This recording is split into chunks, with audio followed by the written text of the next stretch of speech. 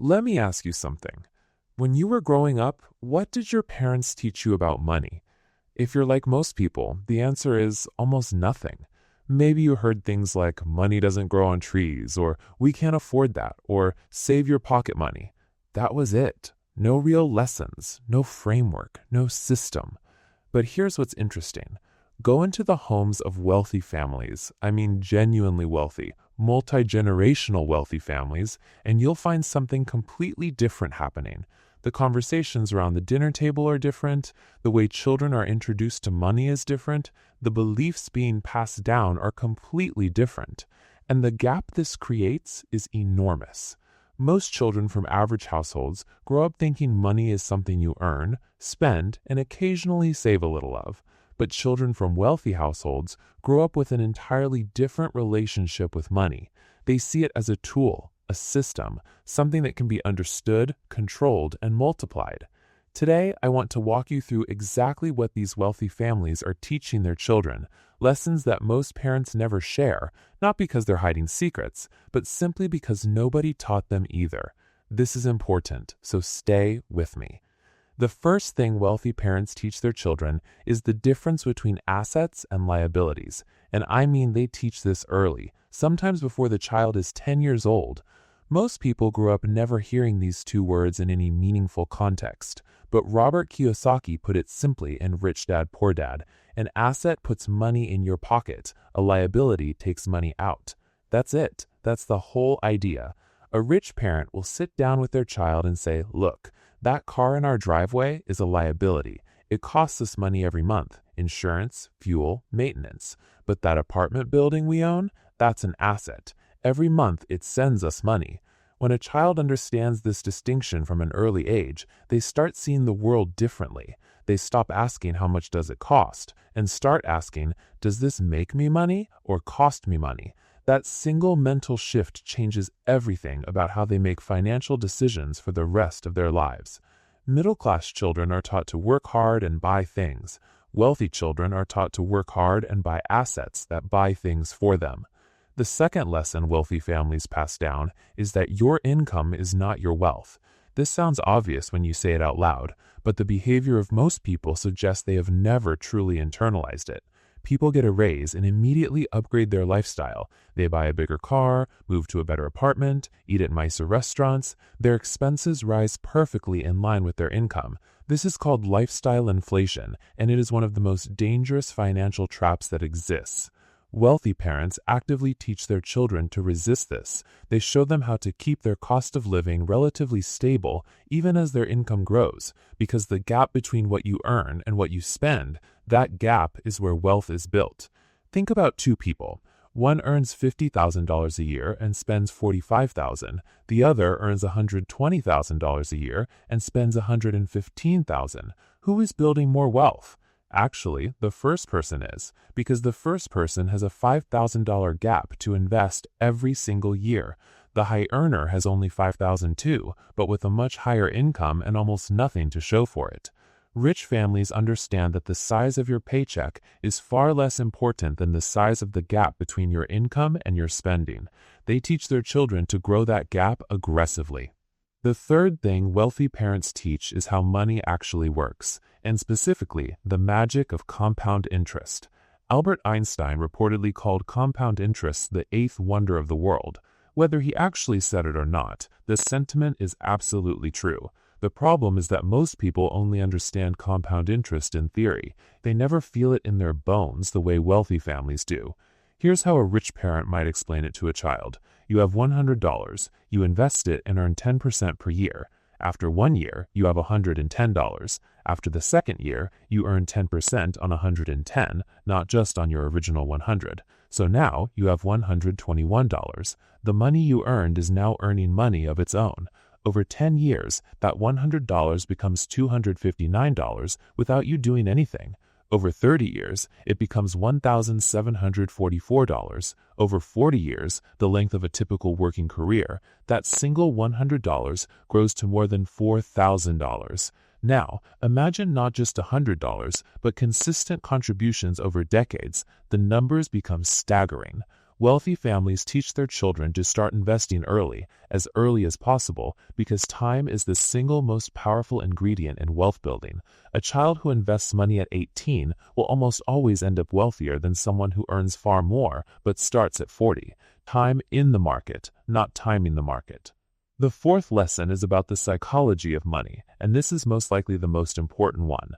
Wealthy parents understand that most financial decisions are emotional, not logical, and they actively teach their children to recognize and manage their emotions around money.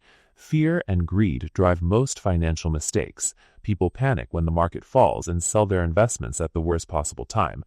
People get greedy during bubbles and buy assets at inflated prices right before they crash. These are emotional responses, not rational ones. Children from wealthy families are taught to see market downturns not as disasters but as opportunities. When prices fall, things go on sale. The wealthy buy more. The average person panics and runs. They're also taught about delayed gratification, the ability to resist an immediate reward in favor of a bigger, later reward. This is the core discipline behind building wealth. It's not glamorous, it's not exciting, but it is the foundation of every wealthy person's success story. Rich parents teach their children to ask one question before spending. Is this taking me closer to my financial goals or further from them? That single question, asked consistently, rewires a person's relationship with money over time. The fifth lesson wealthy families pass down is how to think about risk, because rich people and average people think about risk in opposite ways. Average families teach their children to avoid risk, get a safe job, don't gamble, keep money in the bank, be careful. This sounds wise, but it actually keeps people financially stuck. Wealthy parents teach their children that risk is not something to avoid, it is something to understand and manage. There's a huge difference between reckless risk and calculated risk. A wealthy parent might explain to a child, what is the potential downside? What is the potential upside? Can I afford to lose this? What can I learn even if it doesn't work? They also teach a lesson that most people never hear, that keeping all your money in a savings account is itself a risk. Inflation erodes purchasing power every single year. Money sitting still in the bank is actually losing value in real terms. The quote-unquote safe choice is often the most dangerous one in the long run. Wealthy children grow up understanding that controlled, informed risk-taking is how wealth grows. They're not afraid of investing in the stock market, starting a business, or buying real estate. These feel normal to them because they were raised to see these things as tools, not threats. The sixth lesson is about multiple streams of income, and this is one that wealthy families almost universally teach, while average families almost universally miss. Most middle-class households rely on a single stream of income, the job, one paycheck, and while that works fine during stable times, it creates enormous vulnerability. If that one stream disappears, if you lose your job, if you get sick, if the company downsizes, everything stops. Wealthy parents teach their children to build multiple streams. A salary, yes, but also dividend income from investments, rental income from real estate, royalty income from creative work, business income from a side venture, interest from lending. The goal is to have money coming in from many directions simultaneously. When you have 5 or 6 income streams, losing one of them is manageable. When you have one, losing it is a catastrophe. Wealthy families understand this viscerally, and they pass this understanding to their children early. There's also a concept they teach around passive income, income that comes in whether or not you show up to work. The wealthy are obsessed with building systems that generate money while they sleep. Active income from work is fine, but passive income from assets is freedom. The seventh lesson is about taxes, and this one is rarely talked about but critically important.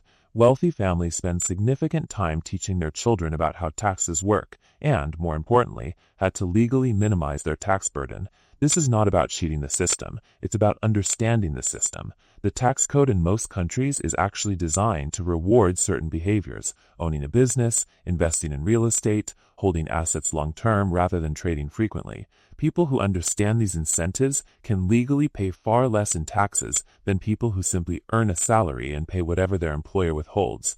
A wealthy parent might explain to their teenager, if you earn money as an employee, the government takes a large percentage off the top before you ever see it. But if you earn money as a business owner or investor, there are many more options to manage what you owe. Building wealth requires understanding these rules. This knowledge is not taught in schools. It is passed down within wealthy families as practical wisdom, and not knowing it keeps the average person at a significant disadvantage. The eighth and final lesson is about the value of financial education itself, and the understanding that formal schooling does not provide it.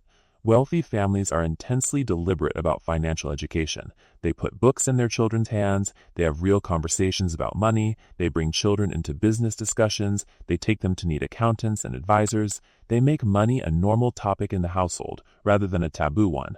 Average families often treat money as stressful, private subject, something children shouldn't hear about, or something that causes arguments behind closed doors. Children absorb this anxiety. They grow up seeing money as complicated, scary, and out of their control. Wealthy families do the opposite. They normalize money. They make it educational. They encourage curiosity about how businesses work, how investments work, how the economy functions. They give children real responsibility with real money, allowances that must be managed, small investments to track, businesses to observe up close. The result is that by the time wealthy children reach adulthood, they already have decades of financial thinking behind them. They make their first adult financial decisions from a place of confidence, knowledge, and healthy habits. Most other people are starting from scratch, learning through expensive mistakes. Now, here is the most important thing I want you to take away from all of this. None of these lessons require you to already be rich. These are ideas, frameworks, ways of thinking. They cost nothing to adopt. The difference between a wealthy mindset and an average one is not determined by your starting point. It's determined by what you choose to learn and teach going forward. If you have children, start these conversations now. Talk about money openly. Teach them the difference between assets and liabilities. Show them how compound interest works. Give them small financial responsibilities so they can learn through real experience. Let them see you making thoughtful financial decisions. And if you're an adult hearing many of these ideas for the first time, that's okay too.